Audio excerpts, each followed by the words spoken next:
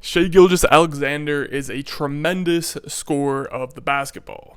And me personally, I am perfectly fine and comfortable putting him in that top tier of most unguardable players in the half court. I am yet to see a defender that is able to consistently keep him on the perimeter and contain him and stop him from scoring the basketball or just getting to the rim in general, because as of now, pretty much almost every possession for Shai Gilgeous-Alexander is just instant rim pressure. Now, SGA has been a bit of a fan favorite for a couple years now. I know a good amount of people even started taking notice of him back when he was on the Clippers for that one season before going to the Oklahoma City Thunder in the infamous Paul George trade. I think a lot of people were high on him out of college, so I think that was part of the talks about that Paul George trade being a bit lopsided for the Oklahoma City Thunder, but I digress. Because SGA did take a pretty big leap in this past season. He saw a huge jump in his scoring numbers, and a big reason for that was because he changed his shot diet. This past season, he decided to take more 2-point shots, he cut his 3-point attempts in half, and he made an even bigger focus of getting to the foul line, all while, that obviously played a part in it, but all while increasing his efficiency as well, as most of his field goal percentage, 3-point shooting percentage, and free throw percentage all saw a significant boost as well. But what's really cool to me is he finished with 31.4 points per game, good enough for 4th in the entire league, which by itself is really awesome, really good. But the really intriguing part to me is, again, to bring up the shot diet, it was just insane.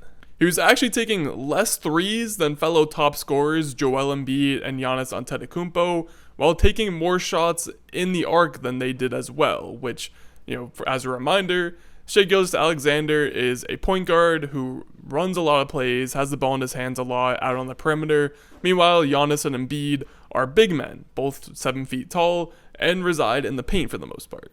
Maybe even perhaps the most impressive part about all of this and all of the statistics from this past season is, even with the huge scoring load, he still averaged 2.6 stocks per game, steals plus blocks, which shows that he was also putting the effort on the defensive end. It was a complete 100% effort from SGA on both ends of the court for this past season. Now, I think my favorite part about SGA's game is when he has the ball in his hands, he's on offense, gets an isolation situation, and he just makes it look so easy to get past his defender.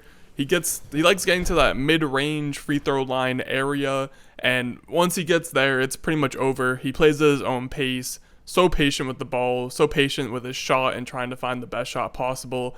And he's made his day job to just make defenders look absolutely silly in that area of the court. Just check out some of the footwork on some of these buckets he gets. It is insane how he's able to manipulate the defense, sometimes 2, even 3 defenders, in order to get a clean shot attempt off. And another positive about SGA on offense when he has the ball in his hands is that he doesn't just settle for these mid-range shots.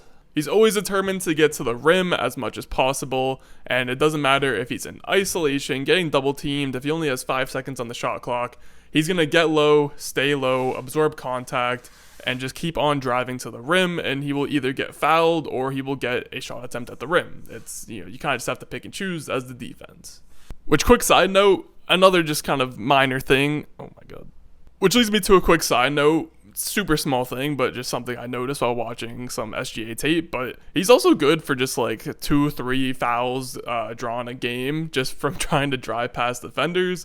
Helps get your team in the bonus a lot quicker. Just another very tiny thing that SGA is able to do that has major impact on basketball games. Now, once SGA gets to the rim, surprise, surprise, he has a huge duffel bag of moves that he's able to get to when he's trying to score on you. He's dunked on people a few times, has a nice Euro step, really good at slowing down, decelerating, going up at just, awkward angles to throw the defense off.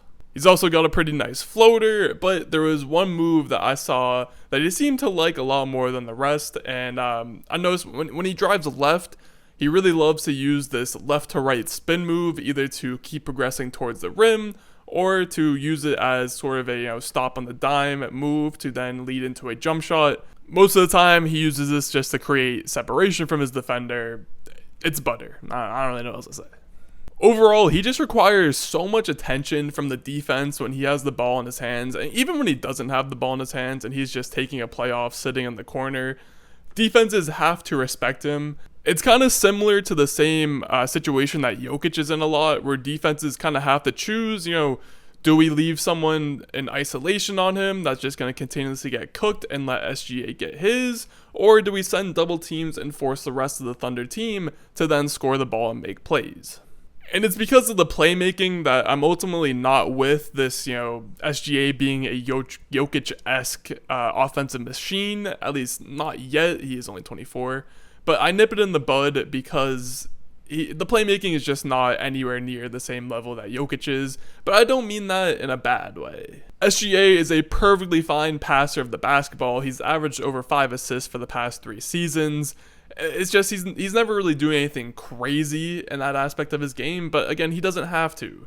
He's a gifted enough scorer that the defense has to pay attention to him, and just by doing that, his gravity on offense opens up so many advantages for the rest of his team to then attack that he doesn't have to do anything crazy with the ball when he's passing. He can make these simple passes. Some areas that he's really good in are, just simple drive and kicks when he drives in and gets at least 2 defenders, paying attention to him. Really good at kicking the ball out to open shooters, although I will say, OKC, you got to add some more actual shooters to this roster if you want to maximize this offensive potential from SGA.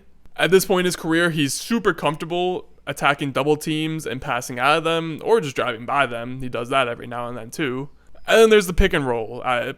Pretty much the most basic form of offense that big men and guards learn, and he has every read down pat. If he gets trapped, he gets iced, he gets, I don't know, whatever. He's really good at passing out of it and hitting his roll man or making the skip pass to the weak side. There's very few flaws in Shai Gilgeous-Alexander's offensive game at this point in his career. Even if you have concerns about SGA's defense, there's really no need. Even with him scoring 31.4 points per game and having a huge usage percentage at 32.8, which was good for 7th in the entire NBA, he still managed to also have a breakout season on defense, where again, as I mentioned earlier, he averaged 2.6 steals and blocks per game.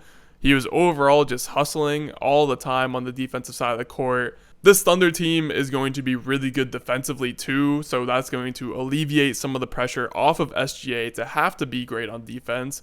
And again, just looking at the bigger picture with this Oklahoma City Thunder team and how they're going to work defensively, Chet Holmgren's probably going to be good for 2 blocks a game for his entire career, however long that lasts. You have Lou Dort, who's already an established top defender in the league. J-Dub and J-Will were both amazing defenders in their rookie season and will probably just continue to get better from there. I mean, Josh Giddey's really the only sore thumb sticking out that's like, he's a bad defender. But outside of that, SGA just has to put at least some effort in, and he will be perfectly fine on this defense. And he showed more than that for the entirety of last season. So, me personally, again, I'm not worried about the defense at all. If y'all are worried about the defense, I'm not sure why, but sure, you can feel that way, I guess. Plus, even from just the few games I watched, I was pleasantly surprised by the amount of rim protecting that Shai Gilgeous-Alexander was doing. As a guard, and he was guarding mostly, other point guards, some wings every now and then, but mostly guards he was defending. And he would still find time to rotate and be a secondary rim protector and go up and challenge shots, even on, larger players. And I was just really impressed by the effort that he's willing to give on those kinds of plays. So overall, I really don't have any pressing questions for Shai Gilgeous-Alexander's game right now.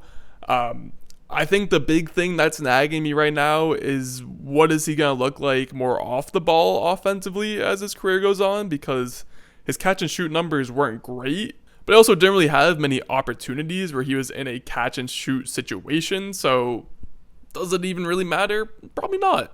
But he finished 5th in MVP voting this past year at his age 24 season, which is incredible. And he probably would have been higher on that list if the Thunder had just won more games or, just even made the playoffs in general. But we're at a point, Shai Gilgeous-Alexander will probably continue to be an MVP candidate for the next, half decade or so. He's the best player on this Thunder team, who a lot of people have pegged to take a huge leap and even potentially be like a 50-win plus team this season. And I'm fully on board with that. I think this Thunder team is going to be tremendous as we open this next year. Their defense is going to be crazy. Again, they have SGA leading the attack on offense. J-Dub will continue to grow. Chet's going to be really fun. Giddey will continue to grow. He's already a fan favorite amongst many fan bases in the league, and I just don't see any of that changing. Because again, like I mentioned at the top of this video, he is just a tremendous scorer of the basketball. One of the best in the league, if not the best, especially in the half-court scenario, which is the hardest place to score the ball. And SGA just makes it look like a breeze every night, day in and day out.